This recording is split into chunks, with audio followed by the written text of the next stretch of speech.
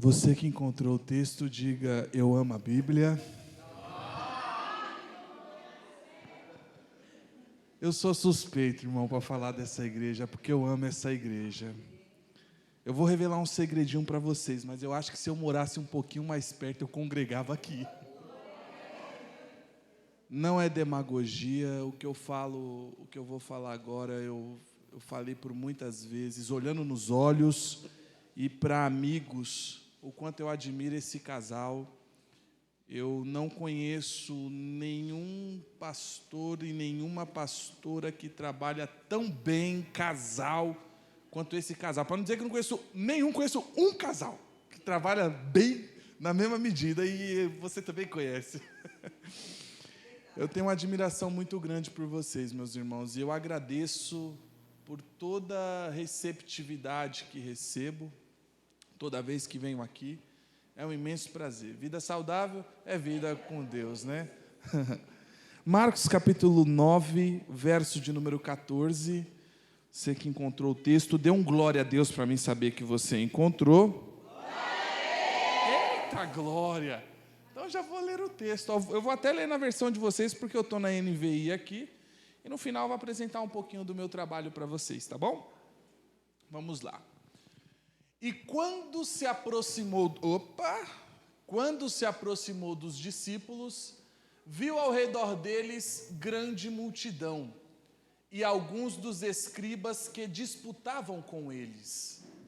E logo toda a multidão, vendo-o, ficou espantada e correndo para ele, o saudaram. E perguntou aos escribas: que é que discutes com eles? E um da multidão, respondendo, disse: Mestre, trouxe-te o meu filho, que tem um espírito mudo. E este, onde quer que o apanhe, despedaça-o, e ele espuma e range os dentes, e vai definhando. E eu disse aos teus discípulos que o expulsassem, e não puderam. E ele respondendo lhes disse: ó geração incrédula, até quando estarei convosco? Até quando vos sofrereis ainda? Trazei-mo.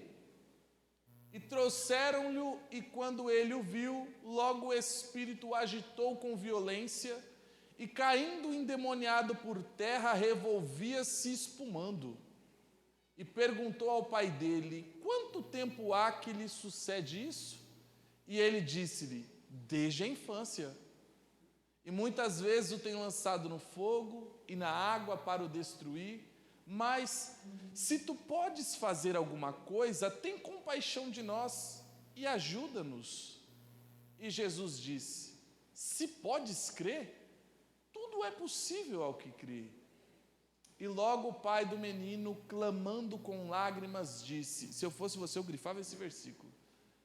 Eu creio, Senhor, ajuda a minha incredulidade. Na minha versão vai estar: ajuda a vencer a minha incredulidade. E Jesus, vendo que a multidão concorria, repreendeu o espírito imundo, dizendo-lhe: espírito mudo e surdo, eu te ordeno, sai dele e não entres mais nele. E ele, clamando e agitando com violência, saiu, e ficou o menino como morto, de tal maneira que muitos diziam que estava morto. Mas Jesus, tomando-o pela mão, o ergueu, e ele se levantou. E quando entrou em casa, os seus discípulos lhe perguntaram à parte: por que o não podemos nós expulsar? Último versículo: e disse-lhes: esta casta não pode sair com coisa alguma, a não ser com oração e com jejum. E você pode tomar o seu assento, dando 1 milhão de glória. Queridos, o texto a qual acabamos de fazer menção pode ser lido tanto pela ótica de Mateus, quanto pela ótica de Marcos, quanto pela ótica de Lucas. Pela ótica de Mateus é o capítulo 17, o verso 14 ao 21. Pela ótica de Marcos, capítulo 9, verso 14 a 29. Pela ótica de Lucas, capítulo 9, verso 37 a 43.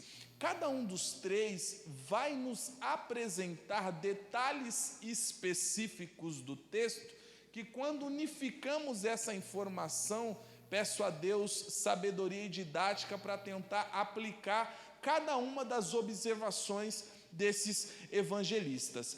O texto a qual nós começamos essa leitura começa no versículo 14, pela versão NVI e NTLH, dizendo: quando chegaram. E a primeira pergunta que eu faço ao texto é: chegaram da onde?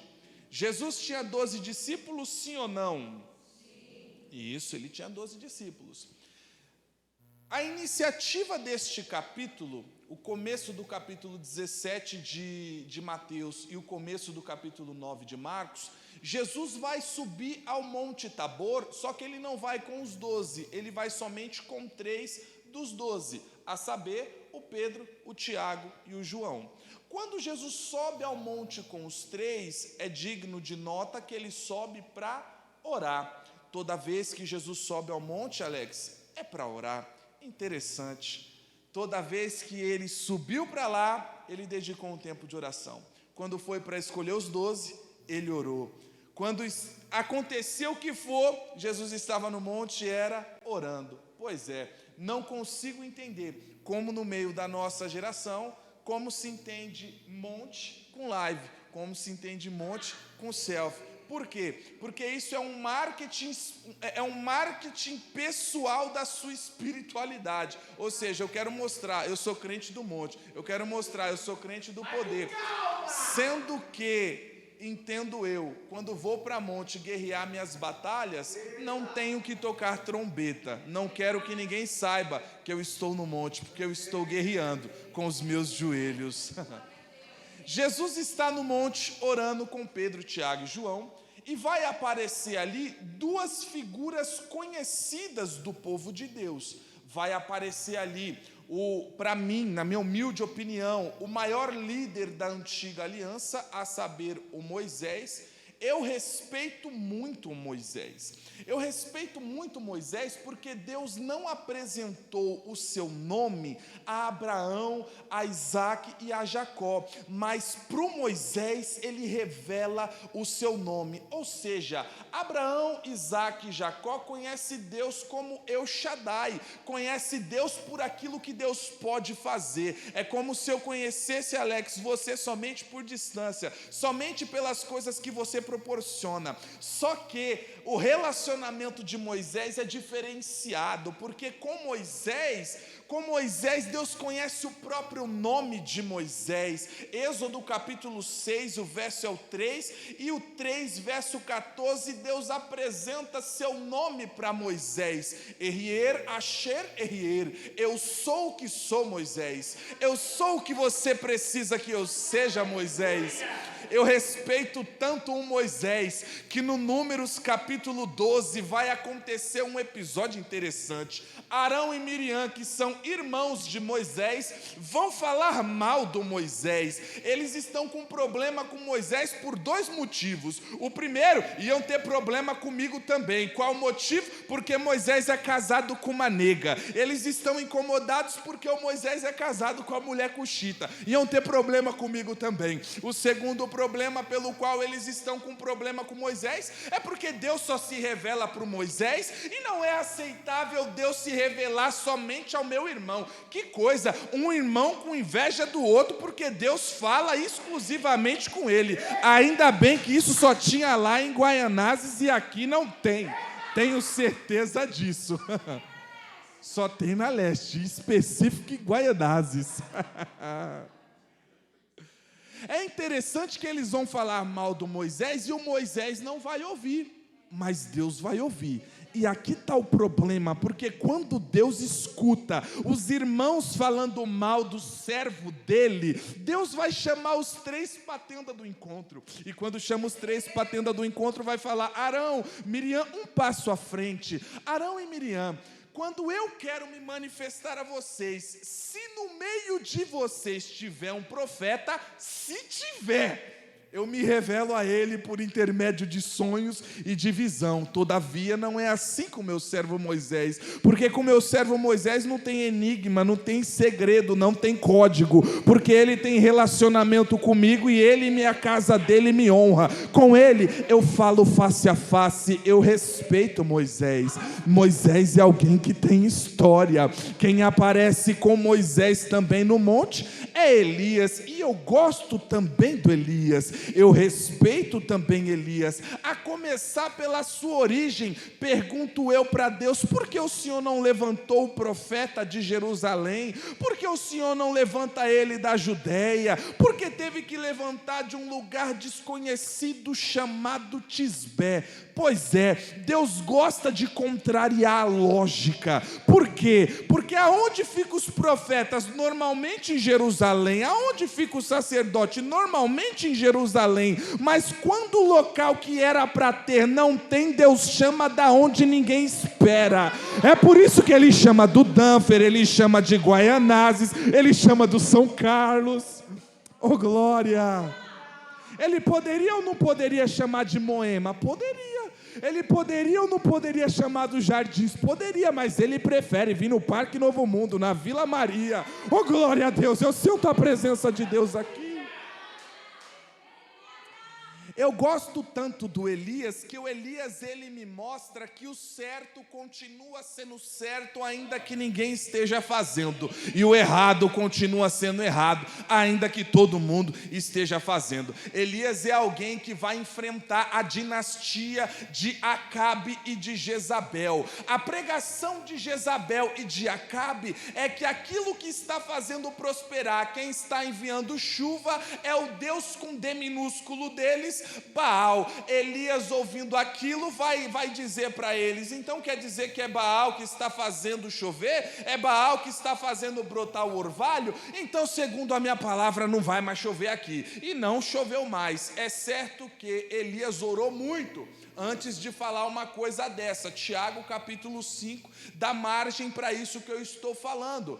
Ele chega e vai parar de chover. Que coisa, Elias é alguém que ora, mas a sua oração não é genérica, a sua oração é especificada. Por quê? Porque Deus não responde oração genérica, e o Elias, ele me impressiona porque a fé dele é uma fé ousada. Ele está pedindo aquilo que ninguém nunca pediu, ele está pedindo algo que mexe com os processos naturais da natureza. Que coisa, porque a chuva, ela vai envolver as 3 fases da água. Você há de lembrar, quando estava no ensino médio, entre 2ª e 4ª série, aquele desenho do mar, da nuvem e o círculo que faz o processo da água. Pois é, o que Elias está orando é: já que vocês estão dizendo que tudo isso é feito de Baal, eu vou provar para vocês que só existe um Deus, e esse Deus é o nosso Deus. Segundo a minha palavra, não vai chover aqui, porque é o nosso Deus que vai ser honrado. Eu fico imaginando o Deus dos altos céus olhando: que pedido ousado.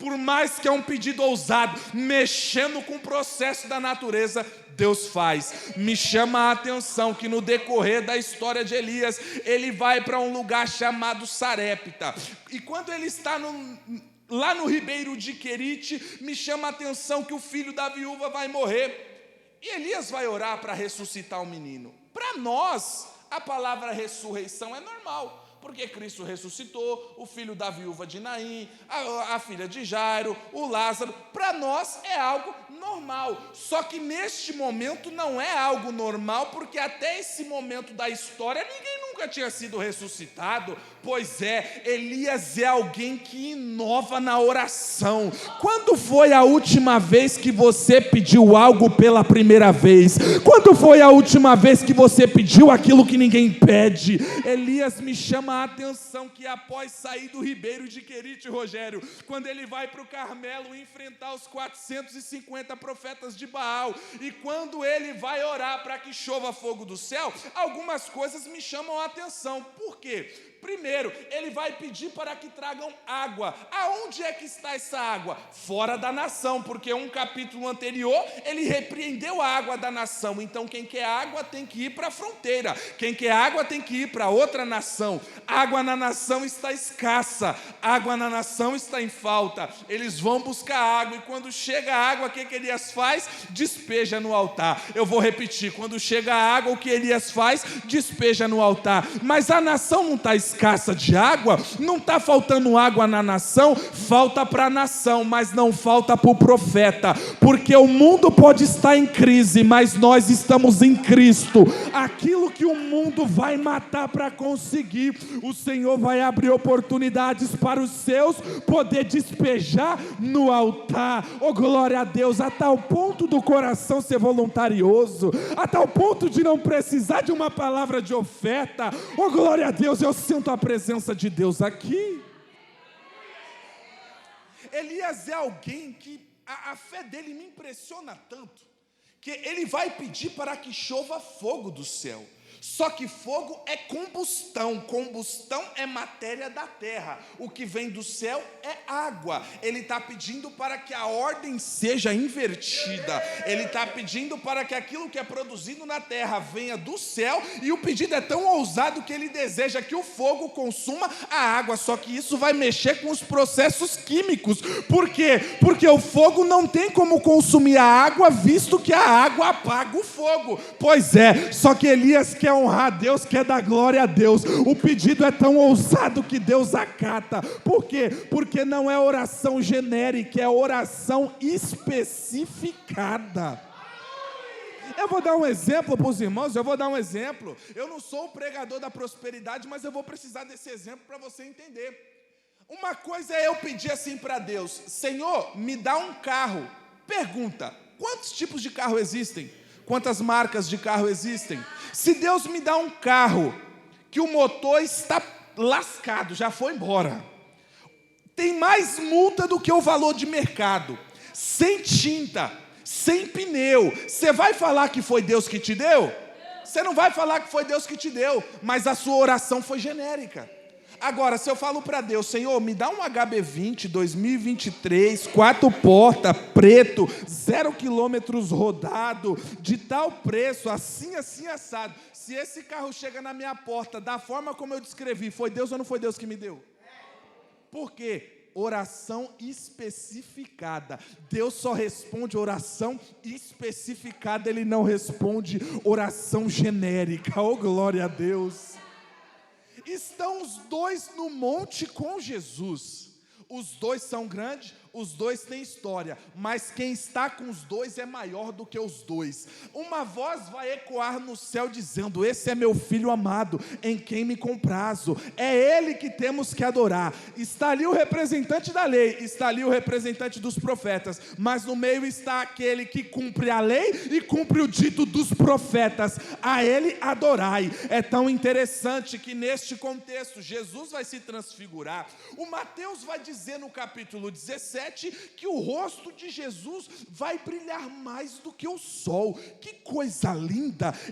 Quando eu li esse texto, eu fiquei apaixonado, porque eu lembrei da batalha de Jacó no Val de Jaboque, porque quando Jacó está batalhando com o anjo, aquilo é uma manifestação de Cristo ali, antes da encarnação. E eu fiquei me perguntando, por que o anjo do Senhor queria tanto sair antes do amanhecer? É porque Jesus é muito ético, Jesus é muito respeitoso. Então, para não ofuscar o brilho do sol, o sol da justiça preferiu se retirar antes. É tão interessante que o Marcos vai dar um outro detalhe. Se o Mateus disse que o rosto dele brilha mais do que o sol, o Marcos disse que a roupa dele estava tão branca. O Kleber Lucas não vai gostar disso que eu vou falar, mas eu tenho que falar. Ela estava tão alva mais que a neve, ó glória, que nem o melhor lavandeiro conseguiria igualar. É tão interessante que o Lucas também deu um detalhe interessante. O Lucas disse que a roupa dele estava tão reluzente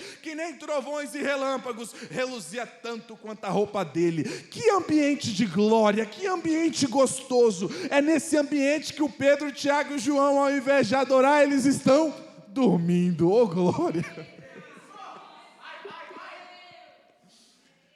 Eles vão acordar sem entender nada, mas o ambiente é um ambiente de glória. Quando ele acorda e vê aquilo, eu não culpo o Pedro, eu não vou atacar o Pedro, que talvez na euforia do momento eu poderia tomar o mesmo erro e você também. O Pedro vai falar: Senhor, bom é estarmos aqui. Qual a resposta de Pedro? Bom estarmos aqui. Em outras versões vai estar aparecendo assim que Pedro queria morar ali e fazer 3 tendas, uma para Jesus, uma para o Moisés e outra para o Elias.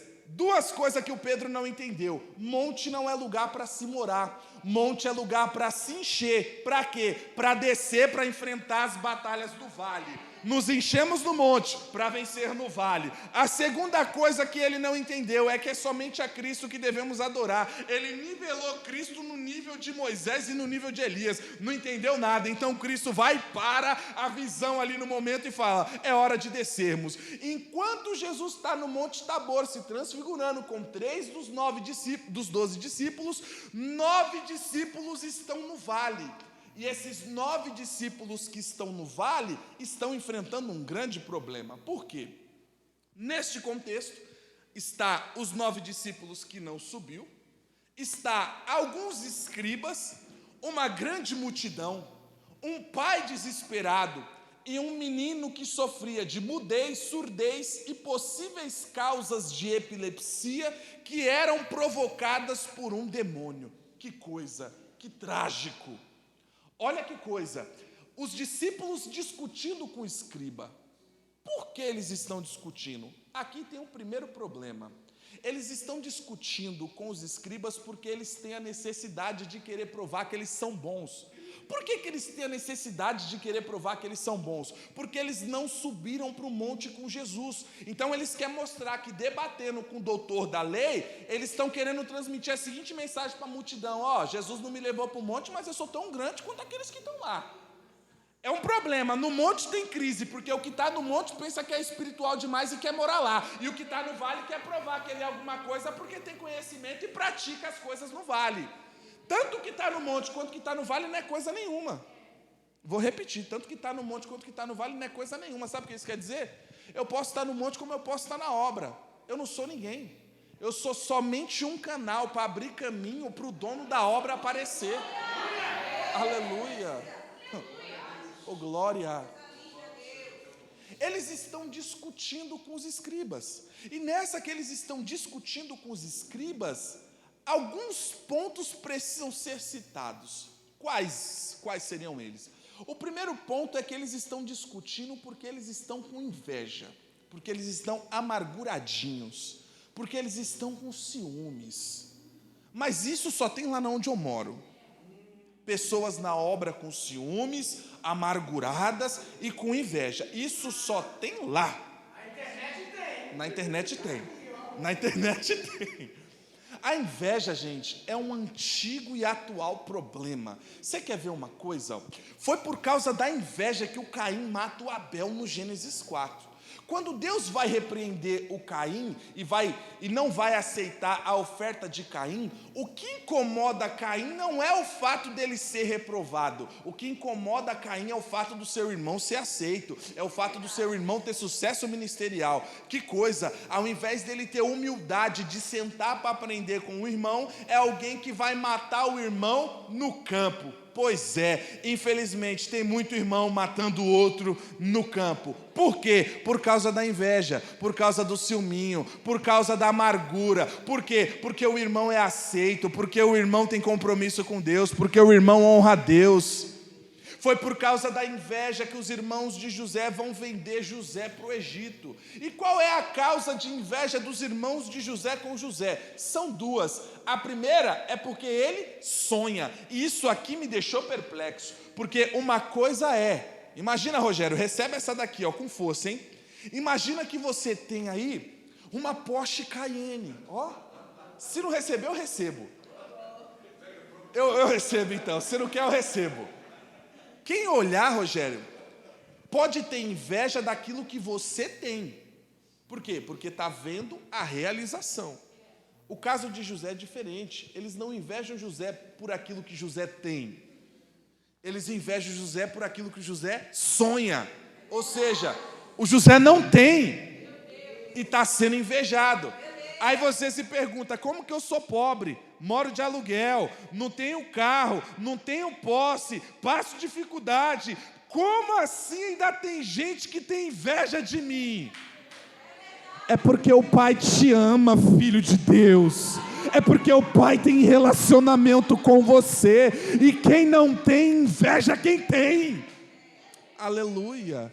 O segundo motivo pelo qual os irmãos invejam José é porque José é amado pelo pai. Aí, se não aceita, vai reclamar com o pai. É o pai que escolheu, é o pai que ama, é o pai que vocacionou, é o pai que escolheu, é o pai que envia. Se não está satisfeito com os feitos do irmão, faz o favor, vai reclamar para o pai. Por qual motivo os principais dos sacerdotes entregaram Jesus? Marcos 15, 10, o Marcos relata, e eles, movidos pela inveja, entregaram Jesus. Bem disse o sábio Salomão, em Provérbios capítulo 14, e o verso de número 30, que o coração em paz dá vida ao corpo, mas a inveja apodrece os ossos. Pior do que o odor do corpo é o odor da alma.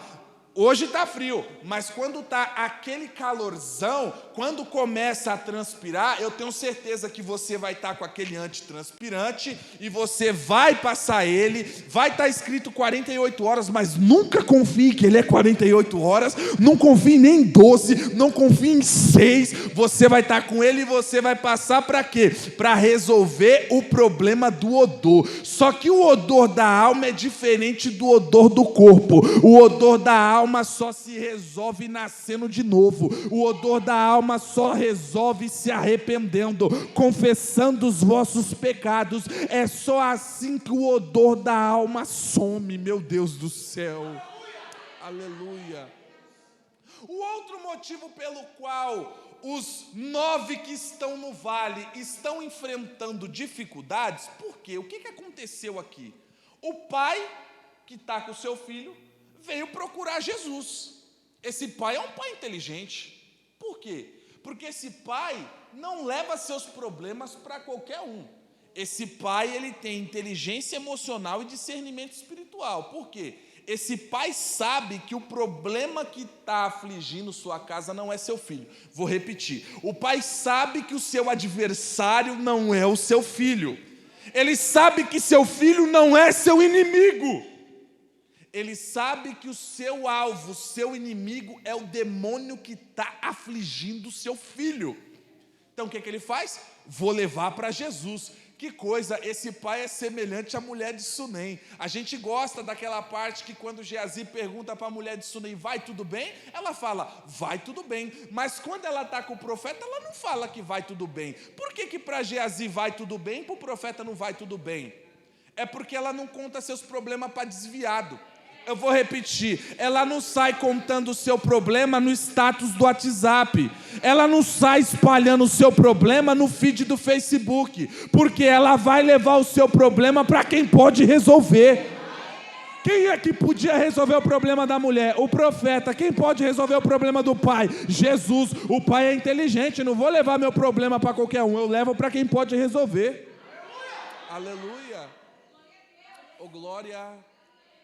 Então ele vai até Jesus, mas você lembra na onde que Jesus está? No monte, com os 3. Então já que Jesus não está e está no monte com os 3, eu vou levar o meu problema para os discípulos.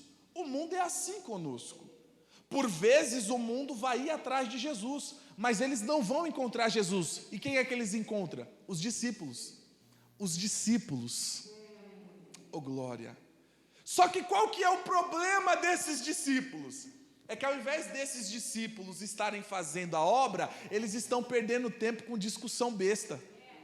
Ao invés deles estarem fazendo a obra, eu vou provar para vocês, eles não estavam orando e nem jejuando.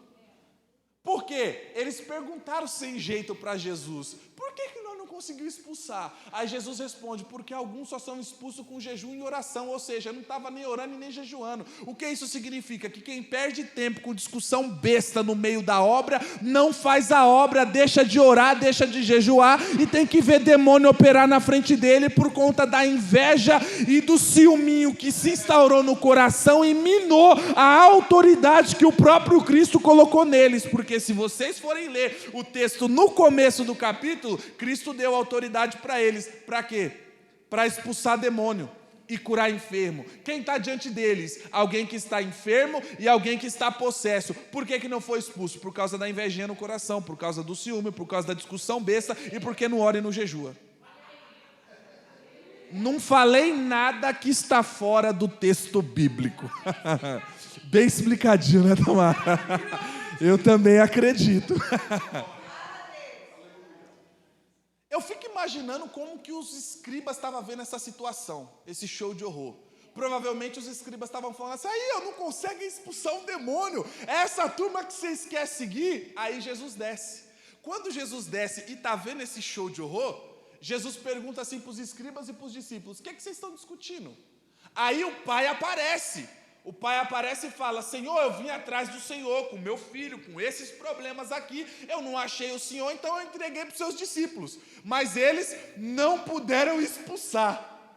Aí Jesus dá uma resposta carinhosa. Olha a resposta de Jesus. Ó geração incrédula. E eu gostei disso aqui. Por quê?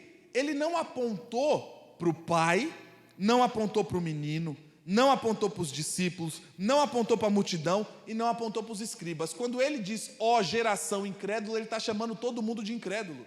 Ele está dizendo assim, ó, até quando estarei com vocês? O que Jesus está querendo dizer? A resposta de Jesus é, se tivesse um só com fé, não ia precisar eu estar aqui. Jesus tinha dado autoridade para eles, e eles com autoridade não conseguiram realizar. Precisou Jesus descer do monte para resolver o problema que eles não conseguiam resolver. Só que aqui tem uma outra observação, eu elogiei o pai, só que agora eu vou fazer uma crítica a esse pai. E eu posso fazer essa crítica porque eu também sou pai. Esse pai tem um problema muito sério. Alex, qual que é a sua profissão? Além de pastor, cara do marketing. Vai, uma só. Eu sei que as certificações são muitas, mas me dá uma só. Vai, uma só. Só uma profissão. Operador de máquina, o suficiente. Dentre todas as suas inúmeras certificações, tem alguma de bombeiro? Não, né? De bombeiro não tem nenhuma, né? A pergunta que eu faço é, por que a gente só lembra de pastor quando a casa está pegando fogo? Por que a gente não lembra na hora do churrasco, na hora do Pix, na hora da festa? Por que a gente só lembra quando a casa está pegando fogo, como se o pastor tivesse que virar bombeiro? O que esse pai fez foi a mesma coisa. Esse pai tem um problema em casa, mas ao invés de resolver o problema dele, ele quer que a igreja resolva o problema que é dele. Ainda bem que aqui não tem. Aqui tem. O que esse pai está querendo fazer é terceirizar os seus problemas. Porque esse pai, por ele ser pai, ele é a autoridade do lar. Por ele ser pai, ele tem que exalar fé em casa. Porque a esposa precisa enxergar fé nele. O filho precisa enxergar fé nele. Para você que é pai e mãe, não é na igreja que seu filho tem que encontrar fé. Eu sei que é paradoxo isso que eu estou falando, mas ele tem que encontrar em casa. Eu vou contar uma coisa para vocês, irmãos. A pastora Tamara e o pastor Alex conhecem minha mãe. Não foi no seminário teológico que eu encontrei Jesus. Ele está lá? Tá. Não foi na igreja que eu encontrei Jesus. Jesus está? Tá. Mas foi em casa que eu encontrei Jesus. Eu me recordo quando criança da minha mãe rasgando noites de oração e eu ficava me perguntando, com o que minha mãe está falando? E quando não estava orando, pegava a Bíblia dela e ficava horas e horas ali na Bíblia dela. Eu olhava aquilo ali, eu falava, meu, e aquele livro ali? O que será que tem naquele livro? Aí quando ela saía de perto, eu pegava a Bíblia dela para tentar ler, para tentar entender alguma coisa, e não entendia nada. Aí quando ela voltava, estava lá, marcadinho do jeito que ela deixou. Aí eu chego nela e falo, mãe, compra uma Bíblia para mim? Ah, você quer uma Bíblia? Eu quero. Aí eu não entendia nada. Mãe, explica para mim isso aqui, que eu não estou entendendo isso aqui, eu não sei porque a senhora fica tanto tempo nesse negócio. Aí minha mãe começava, eu lembro, às vezes era 9h30 da noite, ela ligava o abajur, meu pai acordava muito cedo para trabalhar, estava dormindo, aí só na luz do abajur ela ali lendo, e eu observando, falava, eu quero ver até que horas que ela vai ficar nesse negócio. Aí passava 1 hora, 2, 3, 4, e minha mãe lá. Aí eu falava, essa mulher não cansa não? Aí quando saía da Bíblia, ia orar. Eu falava, meu Deus, lá vai ela falar sozinha. Eu ficava vendo isso. Aí daqui a pouco era eu fazendo isso. Eu me recordo, irmãos, por vezes, no começo da minha fé, eu falava assim, o Deus que a minha mãe ora tem poder para fazer. Aí eu ia orar por alguém e eu não sabia como orar. A minha fé era assim, o Deus que a minha mãe invoca, o Deus que a minha mãe conversa. E não é que Deus fazia? Eu passei a querer Deus com base no relacionamento da minha mãe com Deus. Não foi com base no relacionamento dos meus pastores, que foram referências para mim, sim. Mas eu encontrei Jesus, foi em casa. Aleluia. Daqui a pouco eu falo disso. Vamos voltar aqui para o texto. Esse pai não foi a referência de fé em casa. Quando esse pai leva o problema para Jesus, querendo terceirizar o problema, Jesus vai perguntar assim para ele, há quanto tempo isso lhe sucede? Aí o pai responde, desde a infância. Ou seja, o problema está durando faz tempo. Faz tempo que ele está terceirizando. Faz tempo que ele quer que os outros façam por ele aquilo que nem ele está fazendo. Aí ele fala assim para Jesus, uma resposta que me incomoda. Mas, se o senhor pode fazer alguma coisa, ajuda a gente. Tem compaixão de nós. Aí Jesus responde, olha como que Jesus responde. Jesus é terrível. É o versículo 23. Jesus responde assim, se podes. A gente sempre pega a parte B desse versículo porque está escrito, tudo é possível ao que crê. Mas esse versículo é um cascudo, irmão. Porque Jesus está falando assim para ele, se podes. Tudo é possível para quem crê. Jesus está falando assim, você é um incrédulo. Quando você crê, aí vai ser possível o que você está desejando. Sabe por quê, meus irmãos? Porque para quem crê, existem no mínimo 11 bênçãos. Sabia disso? Não sabiam disso? Pelo menos 11 bênçãos. A primeira é Marcos 16:16. Quem crê não é condenado. A segunda bênção é Marcos 9:23. Tudo é possível àquele que crê. A terceira bênção é Romanos capítulo 10 e o verso de número 1. Quem crê não é confundido. A quarta bênção é João capítulo 20, o verso de número 29. Quem crê é feliz. Quem crê é bem-aventurado. A quinta bênção é Romanos capítulo 10 e o verso de número 9. Quem crê será salvo. A sexta bênção é João capítulo 11, o verso de número 40. Quem crê verá a glória de Deus. A sétima bênção é João capítulo 7 e o verso de número 38. Quem crê, rios de águas vivas fluirão do seu ventre. A oitava bênção é o versículo mais conhecido da Bíblia, João 3,16. Quem crê não perece e recebe a vida eterna. A nona bênção é João capítulo 1, o verso de número 12. Quem crê recebe o poder de ser feito filho de Deus. A décima bênção é só para quem é pentecostal. Quem é calvinista não vai receber essa, Alex. Vai ser difícil receber essa, porque a décima bênção é Marcos 16:17. Aos que creem falarão em novas línguas. Ou seja, para falar em línguas só tem um requisito. E qual qual é ele? É crer. A 11ª bênção é Atos capítulo 16 e o verso 32, crê no Senhor Jesus e serás salvo tu e toda a tua casa. Tudo isso são bênçãos reservadas somente para quem crê. Tem gente que crê aqui, tem alguém que crê aqui? Se você crê e está comigo, dá um glória a Deus aí da onde você está.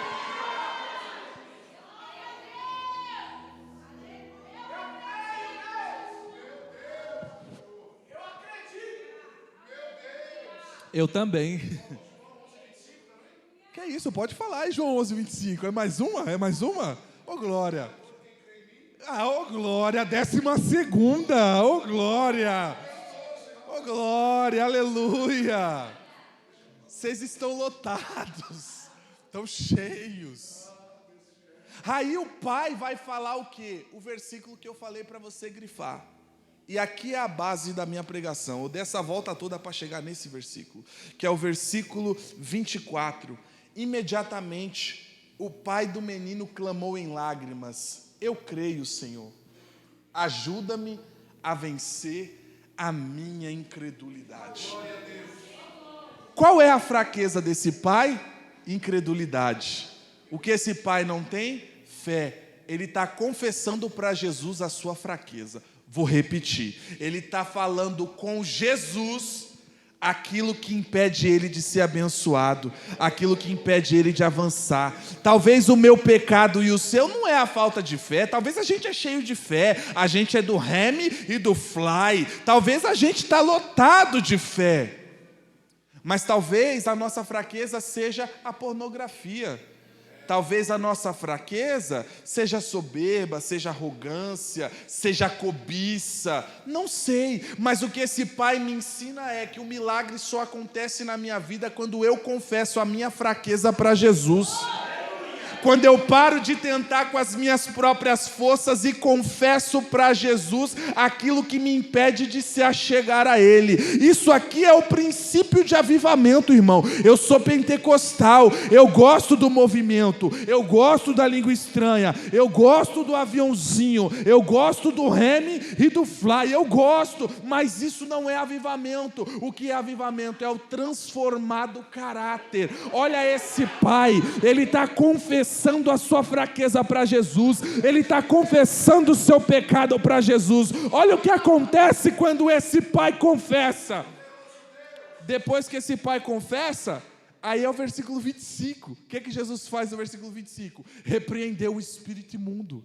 Ou seja, enquanto o pai estava tentando com as próprias forças, com o próprio braço, não saía do lugar. Por quê? Porque nenhum homem conseguiu vencer o pecado. Então para que ele vai? Para aquele que foi o único que conseguiu vencer o pecado. Então é fé que é o seu problema? Está confessando a fraqueza? Primeiro ponto para a transformação e para o milagre acontecer é confessar. Se nós confessarmos os nossos pecados, o Senhor é fiel e justo para perdoar. Aleluias. Oh, glória a Deus. Aleluia, eu sinto a presença de Deus aqui. Oh, glória a Deus.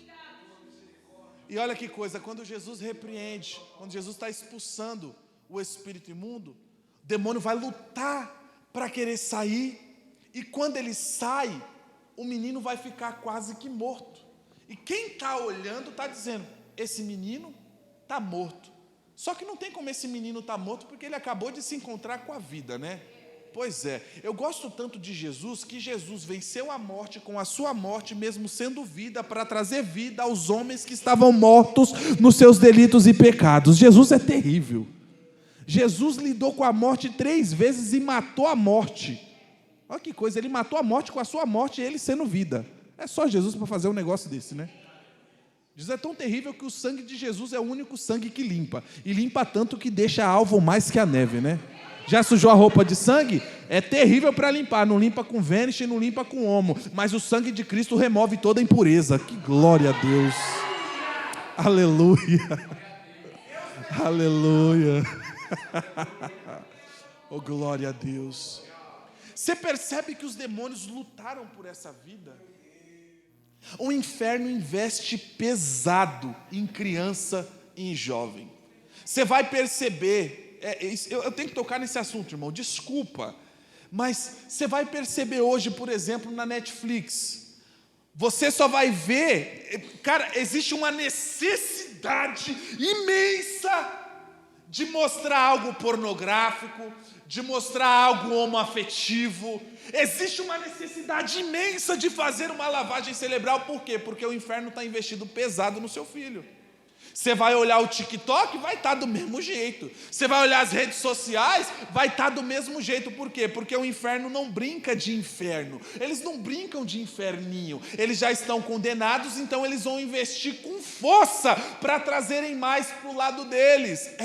Eles são desse jeito. Só que se o inferno investe pesado nas crianças, o que nós pais temos que fazer? Investir pesado nelas, porque se elas podem ser cheias de demônios, elas também podem ser cheias do Espírito Santo. Aleluia, aleluia, oh glória a Deus. Jesus vai ver o menino caído. Todo mundo está falando que está morto, Alex. Já era. Só que Jesus vem, pega ele pela mão e levanta. Por quê? Porque Jesus é especialista em levantar quem está caído. Jesus é especialista em contrariar as lógicas e estatísticas, porque para quem está em redor, está morto, não tem mais jeito. Jesus gosta desses, porque tem sempre aquele parente, aquele amigo que a gente dá como morto. Esse aí é só a morte que vai dar jeito. Aí a vida tem um encontro com ele e dá jeito, meu Deus do céu. Porque causas impossíveis é a especialidade do Senhor. O Senhor é PhD em causas impossíveis. Isso é sua especialidade. Oh, glória a Deus. Jesus levanta o menino. E aqui está, quero encerrar meu sermão aqui. A causa que impedia esse menino de ser curado e liberto era a falta de fé. Ou seja, o pecado que está habitando em nós, que não confessamos, impede pessoas de serem abençoadas. A partir do momento em que esse pai confessou, esse menino teve sua libertação e sua cura. O menino que outrora estava possesso de demônios, agora é cheio do Espírito Santo. O menino que é dado como morto, agora está de pé, levantado por ninguém menos que Jesus. Qual era o problema desse pai? Fé. Jesus disse certa feita que se a nossa fé for do tamanho de um grão de mostarda, poderia dizer a esse monte, salta-te daqui para colar, e ele iria saltar, sim ou não? O grão de mostarda é o menor dentre todos os grãos. Não existe nenhum grão menor do que o grão de mostarda. Jesus está dizendo, ainda que sua fé seja minúscula, é capaz de mover o sobrenatural. Se com uma fé minúscula é capaz de mover o sobrenatural, imagina se ele encontrar em nós uma fé grande. Porque uma fé pequena pode nos levar até o céu, mas uma fé grande traz o céu até nós. Eu gosto muito do texto de Marcos capítulo 2. Marcos capítulo 2 tem um paralítico que eu invejo esse paralítico, porque esse paralítico tem 4 amigos, é um homem que está em fase adulta e tem 4 amigos. Quem entre nós pode dizer que tem 4 amigos? Pois é, o paralítico tem 4 amigos. E como eu sei que são amigos de verdade? Porque amigo de verdade não te leva para o risca-faca, amigo de verdade não te leva para o ralabucho, amigo de verdade não te leva para a biqueira, não te leva para a tabacaria, não te leva para o bar do Betão. Amigo de verdade te leva até Jesus. É tão interessante que esses amigos, quando estão levando o paralítico até Jesus, não é uma tarefa fácil. Por quê? Quando eles chegam aonde Jesus está, o que eles encontram é portas fechadas. Porque nunca foi fácil ganhar uma alma. Nós enfrentamos desafios, e o primeiro desafio que eles enfrentam é portas fechadas. Só que eles são amigos de verdade. O que é que eles vão fazer? Vão para as portas superiores. Esses amigos são terríveis. Eles vão subir para as portas superiores e vão subir o paralítico também. Só que esse paralítico não está numa cadeira de roda. Esse paralítico não é uma criança. É um homem em fase adulta e está no leito. Pois é, Quem aqui chegou a jogar bola em rua, na época que ainda jogavam bola em rua, hão de lembrar, quando a bola caía na casa do vizinho, a prova que era, porque a gente ficava com medo de ter cachorro lá, a gente ficava com medo do vizinho estar lá, mas tinha que ter um corajoso para pular, mas o corajoso que ia pular, pulava sozinho, ele escalava sozinho, com medo de se machucar, mas ia sozinho. Os amigos são amigos de verdade, porque estão subindo, estão levando um amigo paralítico e estão levando o leite. Quando eles sobem para as portas superiores e vão destravar a parte do telhado de Jesus para descer o paralítico exatamente aonde Jesus está, algumas coisas me chamam a atenção, porque eram quantos amigos? O 4 na gemátria representa a letra do alfabeto hebraico Dalet, cuja pictografia significa porta. Pois é, a porta removeu uma porta para encontrar a porta. Que coisa linda! Destravaram a porta do céu, estão descendo ele em segurança. Eu fico imaginando, Alex, eles dizendo: amigo, nós conseguimos, ele está bem aqui na nossa frente. Aí diz o texto, isso aqui eu acho lindo, irmãos, acho lindo. Marcos 2,5. Antes de eu ler o texto, eu quero perguntar: a fé é visível ou ela é invisível?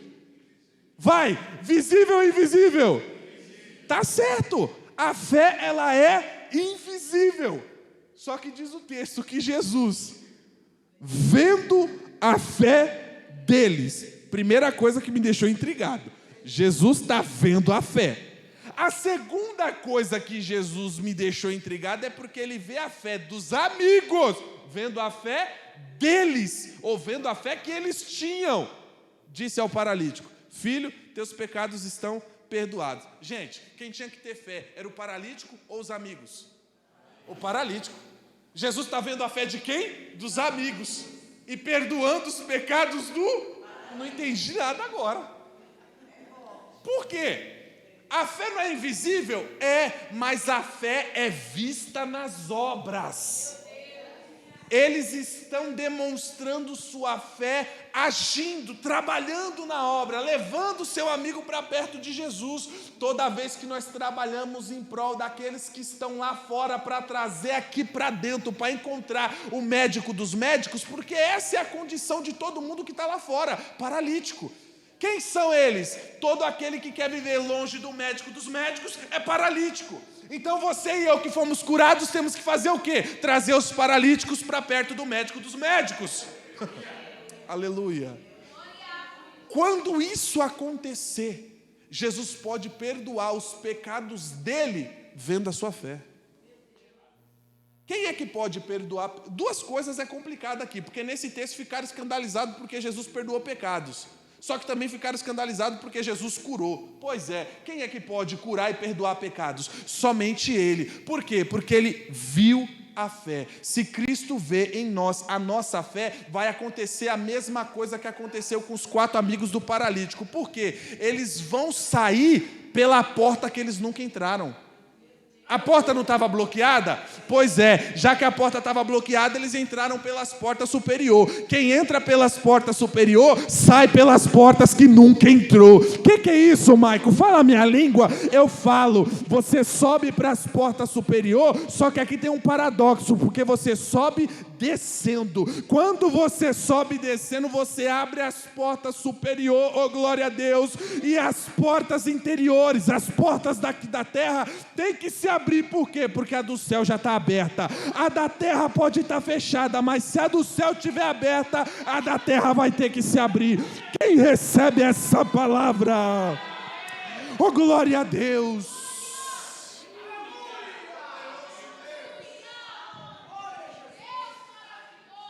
Um prazer pregar para você, gente. Vida saudável é vida com Deus. Eu amo essa igreja, gente. Eu oro para um dia morar aqui perto. Falo de coração, sem demagogia. Eu queria muito ser pastoreado por eles. Falo de coração. E o que eu estou falando aqui não é algo que eu estou falando no púlpito pela primeira vez, que ele está cansado de ouvir eu falar isso para ele. É ou não é? Queridos, apresentar o meu trabalho para vocês. Esse é o meu primeiro livro, Eclesiastes na Prática. Eu desenvolvi, foi um trabalho de 3 anos. Eclesiastes tem 12 capítulos. É considerado como o livro mais difícil de ser interpretado. Quem disse isso não foi eu, quem disse isso foram os pais apostólicos. Eles disseram que é o livro mais difícil de ser interpretado, porque alguns textos lidos fora do seu contexto, eles dão problema na mente. Por exemplo, o Salomão disse no texto áureo, tão conhecido do capítulo 3, que há um tempo determinado para todas as coisas, ele disse assim que há um tempo de nascer e um tempo de morrer, há um tempo de plantar e um tempo de colher. Aí ele vem com uma que me assusta, que ele fala assim, há um tempo de matar. Como assim tempo de matar? Se no decálogo está escrito, não matarás. Isso é uma. Tem uma outra dele que ele fala assim, desprezei a sabedoria. Pô, Salomão, você passou o livro de Provérbios inteiro elogiando a sabedoria e agora você está dizendo que desprezou? Tem mistério aí. Tem uma outra que ele diz assim, desprezei a vida. Melhor é o que não nasceu do que o que nasceu. Que isso, Salomão? Tá doido? Uma outra muito legal. Você deve ter escutado quando mais novo o seguinte, que vaidade, o crente não pode estar na igreja bem arrumado. Por quê? Porque isso é vaidade. Aí da onde que ele tira o texto? Eclesiastes 1. E se eu disser que Eclesiastes 1 não tem nada a ver com estética? Absolutamente nada a ver.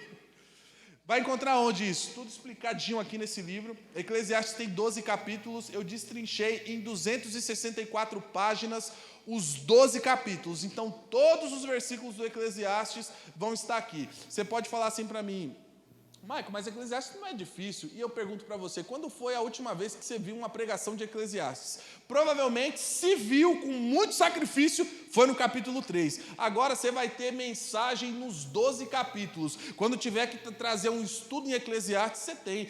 Quer um devocional em casa? Você tem. Quer ministrar para o seu filho, mas está dando os primeiros passos? Eu coloquei numa linguagem que qualquer pessoa consegue compreender, o livro mais difícil das Sagradas Escrituras. Eu tenho testemunhos de pessoas semi-analfabetas, de adolescentes de 10, 11 anos que leram esse livro e foram edificados, que estão lendo pela segunda, terceira vez. E eu deixo aqui para vocês o meu trabalho, 20 livrinhos só que eu trouxe, tá? Hoje, infelizmente, minha maquininha deu problema, eu pedi ali a ajuda para o obreiro que estava na porta, se conseguisse um carregador para nós. Se não conseguiu, somente no Pix ou no dinheiro, tá? R$50, tá, meus amigos? E é isso, as palmas louvam o nome do Senhor. Obrigado mais uma vez pela oportunidade.